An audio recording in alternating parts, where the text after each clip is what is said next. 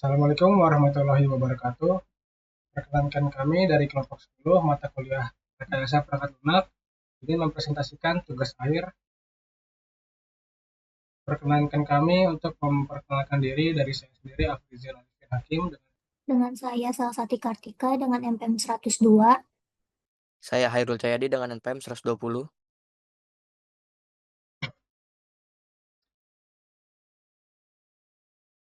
Untuk tugas kami sendiri, kita mengambil topik yaitu dari bisnis laundry.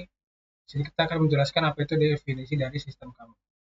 Yaitu sistem informasi bisnis laundry sendiri merupakan sistem berbasis digital yang dirancang untuk membantu mengelola layanan laundry secara lebih efisien.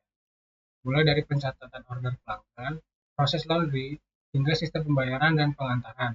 Sistem ini dapat berbentuk aplikasi berbasis website yang membantu UMKM di bidang jasa laundry.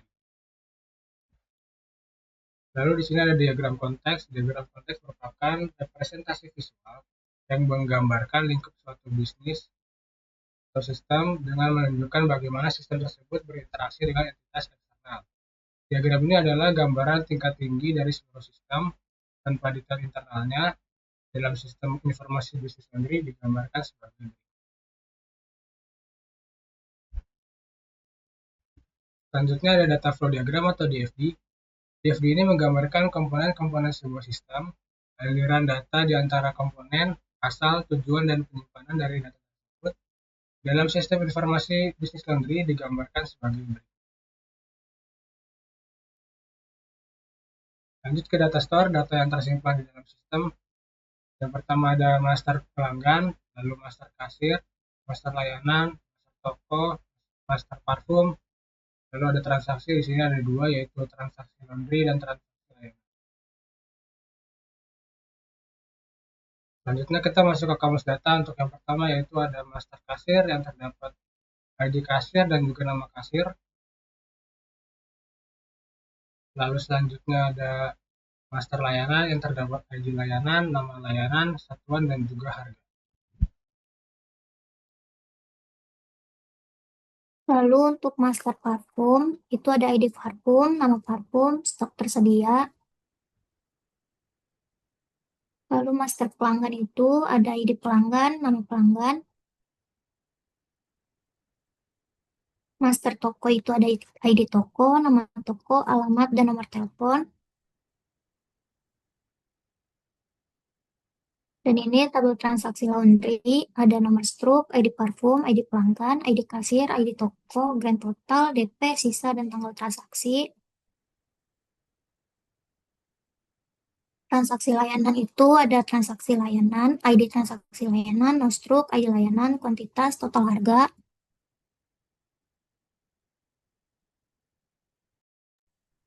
Selanjutnya yaitu pemodelan data menggunakan ERD atau Entity Relationship Diagram. Adalah sebuah metode untuk mempresentasikan struktur data dan hubungan antar entitas dalam sebuah sistem. Digambarkan sebagai berikut. Selanjutnya yaitu ERD menggunakan tabel relasi, yang dimana di dalamnya ada beberapa tabel master dan tabel transaksi. Di mana tabel master pelanggan relasi terhadap transaksi laundry yaitu one to many, terus master kasir ke transaksi laundry yaitu one to many, master toko ke transaksi laundry itu one to many, master parfum juga one to many, master layanan ke transaksi layanan yaitu one to many, transaksi laundry ke transaksi layanan yaitu one to many. Lanjut. Selanjutnya yaitu kontrol hierarki. Pada sistem yang kami buat, berikut adalah kontrol hierarkinya, di mana puncaknya itu main controller yang mengatur pengontrolan masukan, pengontrolan transaksi, dan kontrol keluaran, di mana masing-masing kontrol memiliki validasi data, baca pesanan yang terpusat di pengontrol masukan, lalu proses pemesanan, update status, dan kelola pembayaran ada di pengontrol transaksi, dan sebagainya. Selanjutnya yaitu satu potongan codingan. Di sini kami memiliki satu potongan codingan yaitu berupa kelas customer pada Laravel yang mempresentasikan tabel master pelanggan dalam basis data dan berfungsi untuk mengelola data pelanggan.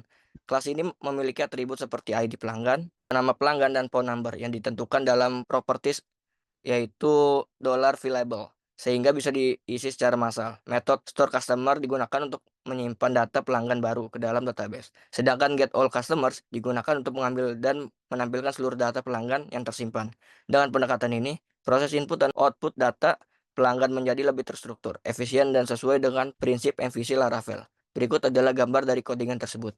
Untuk test case-nya sendiri, di sini kita ada pencatatan pesanan laundry yang dimana itu menguji sistem dapat mencatat pesanan dengan input data pelanggan.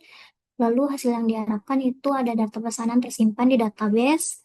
Yang kedua, validasi nomor telepon, yang dimana itu menguji validasi input nomor telepon. Yang hasil yang diharapkan itu sistem menolak input dan menampilkan pesanan error. Untuk ketiga, upload foto kondisi barang. Ini fitur upload kondisi barang sebelum dicuci dengan file gambar berformat JPG. Lalu hasil yang diharapkan, foto berhasil diunggah dan ditampilkan sebagai pertinjauan bukti kondisi barang. Untuk cek status laundry oleh pelanggan itu menguji apakah pelanggan dapat mengecek status laundry. Lalu hasil yang diharapkan itu sistem menampilkan status pesanan. Dan kelima itu ada perhitungan total biaya dan sisa pembayaran, yang dimana ini menguji perhitungan total biaya dan sisa pembayaran. Lalu hasil yang diharapkan itu sistem menampilkan perhitungan total biaya DP dan sisa pembayaran secara otomatis. Baik, sekian presentasi dari kelompok 10, yaitu mengenai sistem informasi bisnis laundry. Terima kasih. Wassalamualaikum warahmatullahi wabarakatuh.